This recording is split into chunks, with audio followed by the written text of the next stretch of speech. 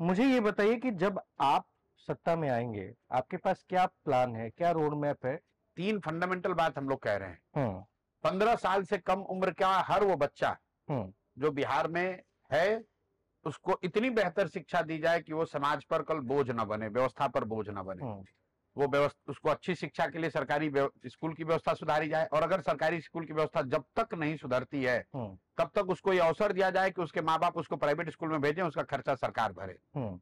तो पहला जो पहलू है कि 15 साल से कम उम्र के बच्चों को सबसे बेहतर शिक्षा जो उपलब्ध कराई जा सकती है उपलब्ध कराया जाए। हम्म। क्यों क्यों 15 साल कह रहे हैं? अगर 10वीं तक बच्चा बढ़िया पढ़ गया हम्म। तो वो समाज पर, व्यवस्था पर बोझ नहीं बनेगा। अगर हम लोग यहाँ सरकारी स्कूल में पढ़े, 10वीं तक हमारी पढ़ाई अच्छी हो गई, तो मैं अपने जीवन में खड़ा हो जाऊंगा। मुझे इससे मतलब नहीं है कि बिहार सरकार हमको वजीफा देती है कि नहीं, कि नहीं हमको होती है। अनाज देती है कि नहीं। तो व्यवस्था पर बोझ न बने नए लोग, उसके लिए जन स्वराज की सोच है कि पहले 0 से 15 साल, मतलब 5 साल से 15 साल की उम्र के बच्चों को सबसे बेहतर शिक्षा उपलब्ध कराई जाए। दूसरा, 15 साल से 45-50 साल की उम्र के जो लोग हैं, जिनको पढ़ाया नहीं जा सकता है, आप आकर कितनी अच्छी शिक्षा व्यवस्था बना दें, जो 40 साल का आदमी उसको नहीं पढ़ा सकते हैं, उसको कैसे बेहतर उसकी जिंदगी को बनाया जाए, उसके लिए जन स्वराज का फिलॉसफी है, जो सोच है, परिकल्पना है कि उनके हाथ में पूंजी उपलब्ध कराया जाए। हम्म। चाहे वो किसान है, छोटा व्यापारी है या मजदूर है, अगर उसके हाथ में पूंजी हो तो वो अपने जीवन में कुछ बड़ा कर सकता है। वो अगर सैलून में आज बाल काट रहा है, उसके पास पूंजी हो तो वो सैलून लगा सकता है। अगर वो किसान है, उसको पूंजी हो तो अपने खेत में पंपिंग सेट लगाकर सिंचाई की व्यवस्था कर सकता है। अगर वो छोटा दुकानदौरी करने वाला आदमी है, उसको पूंजी हो तो अपना बड़ा दुकान कर सकता है। पहले फंडामेंटल समझ लीजिए। हम्म। 5 से 15 को पढ़ाई, 15 से 45 को पूंजी, और जो बूढ़े लोग हैं उनको कम से कम 2,000 रुपया मिले, ताकि वो बेसिक जीने खाने का व्यवस्था कर सके, जिनको बिहार में सिर्फ अभी 400 रुपया मिलता है। अब आप कहेंगे, ये अब आपका सवाल हो कि शिक्षा कैसे सुधारिएगा, पूंजी कैसे दीजिएगा, ये 2,000 रुपया कैसे दीजिएगा। शिक्षा सुधारने का मैंने आपको बताया कि बिहार में शिक्षा की व्यवस्था सुधारने में करीब 10 बरस लगेंगे। मैं उनमें से नहीं हूं जो कहता है कि मैं कल आऊंगा कल सुधार दूंगा। नहीं, दस अच्छी बात बरस है, कम से कम लगेंगे, इतनी स्पष्टता है। 10 बरस लगेंगे। और उसका मॉडल जो है कि बिहार में हम लोगों ने देखा है, नेतरहाट एक विद्यालय होता था, हम्म। जो सरकारी विद्यालय है। एक नेतरहाट से 1500 से ज्यादा आईएएस आईपीएस आज बने हुए, तो सरकारी स्कूल है। अगर नेतरहाट जैसा विद्यालय हर प्रखंड में 5 बना दिया जाए हम्म। तो बहुत हद तक ये संभव है कि अच्छी शिक्षा व्यवस्था उसके इर्द गिर्द खड़ी की जा सकती। हम लोग 500 विद्यालय हर साल बना सकते हैं, हम्म। इससे ज्यादा नहीं बना पाएंगे, क्यों? उतना पैसा ही नहीं है। अगर हम 500 विद्यालय भी हर साल बनाएंगे तो अगले 10 साल में 5,000 विद्यालय बना देंगे, जिससे कि बिहार में हर प्रखंड में 10 अच्छे विद्यालय हो जाएंगे। आपने कहा कि पूंजी कहां से आएगी? योजना से पूंजी नहीं आती है, सरकार के पास पैसा ही नहीं है, पूंजी कहां से देंगे ये लोग? बिहार सरकार का टोटल बजट है 2,46,000 करोड़। हम्म। उसमें प्लान बजट इनका कितना, 10-20% भी नहीं है। 50,000 करोड़ भी सरकार के पास नहीं है साल भर खर्चा करने में, पूंजी कहां से देंगे? बिहार का जो प्लान एक्सपेंडिचर है वो 50,000 करोड़ से कम है साल का, तो आप इतने लोगों को पूंजी कहां से दे देंगे? पूंजी आपको बैंकों से दिलाएंगे। बैंक से दिलाएंगे इसलिए कि ये अब पैसा कहां है बैंक के पास? बैंक जो है वो बिहार से हर साल करीब करीब 2 से 2.5 लाख करोड़ रुपया ट्रांसफर करते हैं दूसरे राज्यों में। ये पैसा बिहार के लोगों का पैसा है।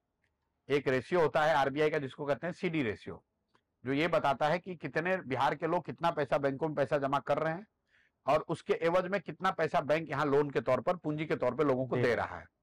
देश के स्तर पर यह आंकड़ा 70 से 75% होता है। मतलब देश भर में जितने लोग 70 पैसा जमा करते हैं बैंक में, उसका 70 से 75% पैसा बैंक वापस ऋण के तौर पर आपको देता है, घर बनाने के लिए, गाड़ी लेने के लिए, बिजनेस करने के लिए, जो भी आप काम करना चाहते हैं, पढ़ाई करने के लिए। बिहार में यह आंकड़ा है 40%। मतलब बिहार के लोग जो पैसा जमा करते हैं बैंक में, उसके एवज में बिहार के बैंक सिर्फ 40% लोन देते हैं। इसका असर क्या होता है? इसका असर यह है कि 1990 से पिछले वित्तीय वर्ष तक बिहार से बैंकों ने 26 लाख करोड़ रुपया ट्रांसफर किया दूसरे राज्यों में। 26 लाख करोड़ रुपया। ये टाटा बिरला का पैसा नहीं है, किसी उद्योगपति का पैसा नहीं है, के आम जनता ये का है, बिहार की आम जनता का पैसा है। ये पैसा गया कहां? ये पैसा गया गुजरात, ये पैसा गया तमिलनाडु, ये पैसा गया आंध्र प्रदेश, तेलंगाना, केरल। क्योंकि वहां सीडी रेशियो कितना है? वहां सीडी रेशियो 80, 85, 90, 95, 100। ये मेरा आंकड़ा नहीं, आरबीआई का आंकड़ा है। तो अगर आंध्र प्रदेश में लोगों ने बैंक में जमा किया 100 रुपया, लोगों को ऋण मिला 105 रुपया, बिहार में लोगों ने जमा किया 100 रुपया, हमको ऋण मिला 40 रुपया। कि बिहार में सीडी रेशियो कम क्यों है? क्योंकि यहां ना लोगों को, नेताओं को इसकी समझ है, ना इस पर कोई ध्यान है।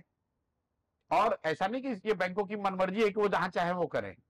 ये मुख्यमंत्री के अध्यक्षता में एक कमिटी होती है जो कि जिसका काम है ये देखना कि कम से कम 70% सीडी रेशियो को बना के रखा जाए। मतलब अगर 100 रुपया बिहार के लोगों ने जमा किया तो 70 रुपया बिहार के लोगों को लोन कर्ज मिले। लेकिन जैसे यहाँ का दरोगा मुख्यमंत्री का बात नहीं मान रहा है, शिक्षक, डॉक्टर, बीडीओ, सीओ नहीं मान रहा है, वैसे बैंकर भी बात नहीं मान रहे हैं। तो बिहार में अगर एक सपोर्टिव इन्वायरमेंट हो, बैंकर्स के साथ मिलकर काम किया जाए, तो अगर यहाँ 70% भी सीडी रेशियो कर दिया जाएगा तो हर साल 2 से 2.5 लाख करोड़ रुपया एक्स्ट्रा, बजट की जरूरत नहीं है, एक्स्ट्रा पैसा लोगों को उपलब्ध हो जाएगा पूंजी के तौर पर, कर्ज के तौर पर, कैपिटल के तौर पर, जिसका बड़े पैमाने पर असर समाज में होगा। तो अगर आप आज 1 कमरे का घर बना रहे हैं तो आप 4 कमरे का घर बनाने की स्थिति में होंगे। आप अपने खेती में इन्वेस्टमेंट कर पाएंगे, आप अपने बिजनेस व्यापार को बढ़ा पाएंगे। आज 4 गाड़ी आप टैक्सी के तौर पर चलाते हैं, कल 40 गाड़ी चलाने की स्थिति में हो जाएंगे, क्योंकि बैंकों से ऋण सुलभ हो जाएगा, वो पैसा आपको उपलब्ध हो जाएगा।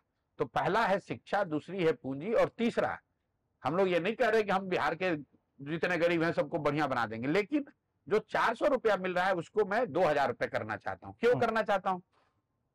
क्योंकि प्रति व्यक्ति जो एक्सपेंडिचर है, जो देश का पर कैपिटा एक्सपेंडिचर का जो डेटा है वो बताता है कि एक बेसिक मिनिमम जो राष्ट्रीय औसत क्या है, मतलब कितना पैसा आप कमाते हैं उससे मतलब नहीं, कितना पैसा आप खर्च करते हैं। पर कैपिटा बेसिस पर मैं चाहता हूं कम से कम 2 से 2.5 हजार रुपया आदमी खर्च करे, तो एक डिग्निफाइड बेसिक जो खाना पीना रहे उतना हो सकता है बिहार में। बेसिक बात यह है कि पूंजी का बहुत बड़े स्तर पर पलायन हुआ है, इसलिए जन स्वराज की जो सोच है कि पूंजी के पलायन को रोककर बुद्धि का पलायन रुकेगा, और जब पूंजी और बुद्धि का पलायन रुकेगा तो श्रम का पलायन अपने आप रुक जाएगा। इसलिए ये 3 फंडामेंटल बात कह रहे हैं। 5 से 15 के लिए पढ़ाई, 15 से 45 के लिए पूंजी रोजगार, और जो बूढ़ा है उसको खाने जीने के लिए 2000 रुपया।